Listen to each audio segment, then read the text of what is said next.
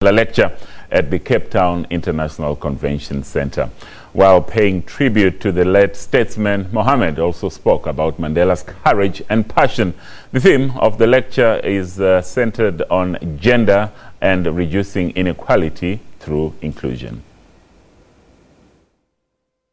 Nelson Mandela was relentlessly stubborn when it counted in fighting for justice and equality. These are core values that I believe are reflected in the issue that I am pleased to have been asked to speak about today, centering gender and reducing inequality through inclusion and sustainability. This struck me as an ideal subject for a lecture in the name of Nelson Mandela, as it provides an opportunity for me to address what remains perhaps the most pervasive inequality globally, in every country and in every society, that of gender inequality, and to reflect on it at an opportune moment, as we launch today the 16 days of activism and mark the International Day of the Elimination of Violence Against Women, but also as we witness a global movement building momentum to say no more will this violence against half our population, our mothers, our sisters, our daughters, be invisible, or worse still, treated with indifference. Nelson Mandela's profound legacy contains the inspiration that I believe we need to address the core of my lecture, putting people at the center to reduce inequality through inclusion and sustainability. Contemplating the driving force behind his spirit, its depth, its compassion, and the source of energy, I would have to sum it up by simply saying it is the courage of one's convictions. His courage, even in the darkest moments, though maybe he may not have had any more to give. His moral courage was defined in his DNA. He would never compromise his convictions, even at the cost of his freedom. He stared life-threatening danger in the face and refused to be cowed. He lived through his family's suffering, for his long walk to freedom was also that of his nearest and his dearest. We should reflect today if we have stayed faithful to the sacrifices that have been made. The Constitution of South Africa, as we often have heard and said, is a shining example of turning the most brutal lessons of a bloody history into the most humane protections of a rights-based ideal. But we must still ask, how does it serve today in our collective responsibility to operationalize it?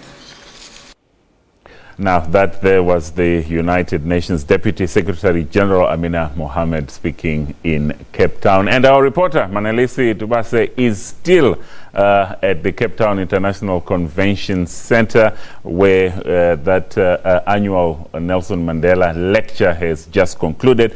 Manelisi, good to speak to you. Can you just remind us once more the other main points that were raised by Amina Mohammed in her address?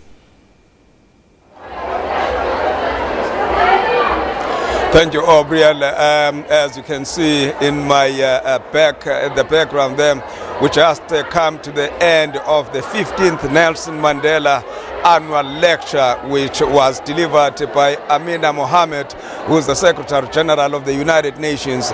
She touched on a number of issues affecting women, from gender equality to violence against women. But among the dignitaries who were listening to this lecture are gender activists, some of them who are very much involved with the day-to-day issues that are affecting women. One of them is Lebu Ramafoku from the Soul City Institute. Lebu, thank you very much again for being with us. Just your response to this lecture today, right here by Deputy Secretary General Mohamed. She reminded us that women constitute 50% of human capital. And if we do not harness the 50% human capital, we are operating on half. She also reminded us that women, including in South Africa, women like Dr. Mampele Rampele, Umama Grasha Machel, and many other women have really led and showed us the capability of women to lead. She reminded us that the problem of gender inequality is not only unique to South Africa, but it is a global one. And she also reminded us that while Mandela walked his long walk to freedom, he did say at the end of a walk, you realize that there are so many other mountains to climb. Perhaps if we were not aware of what our purpose is in the world, while he fought not only for South Africa but for the world against racial injustice, our climb and our walk needs to be against gender inequality and sexism in the world. He reminded us that there is power in social media by uploading initiatives like the Me Too campaign that begins to help us as a collective around the world to speak about the experiences that women are facing. You will remember that when a woman is facing abuse, whether it is sexual harassment in the workplace or abuse in the home, they are often alone. We are reminded that we need to stand together. She mapped out a path for us as women, and she did say, while the picture looks grim, the Sustainable Development Goals, all 16 of them, including goal number 5 around gender equality, speak to our job. So we've got a road map, so to speak, about what we need to do. And I'm very happy that the Nelson Mandela Foundation got her here to remind us that we need to place gender at the center. As a gender activist, as a person leading a social justice organization with 100 young women looking there, she is really an example of what needs to be done to make this country and the world equitable for both men and women, regardless of class or even financial position. And the message was even befitting, seeing the fact that there were so many young women inside the hall here. Yeah, Soul City brought 100 young women from the ages of 15. A number of them joined her on the tour to Robben Island this morning. And the young women were sitting there. I want to believe that for some of us, some of these experiences we will take, for us. This is an opportunity where a girl from Khayelitsha can interact with a woman sitting at one of the highest seats in the UN. To know that when we in our programs at Soul City say to them, women can, it is not only theory. They themselves can go back home and say, we can, because we were there.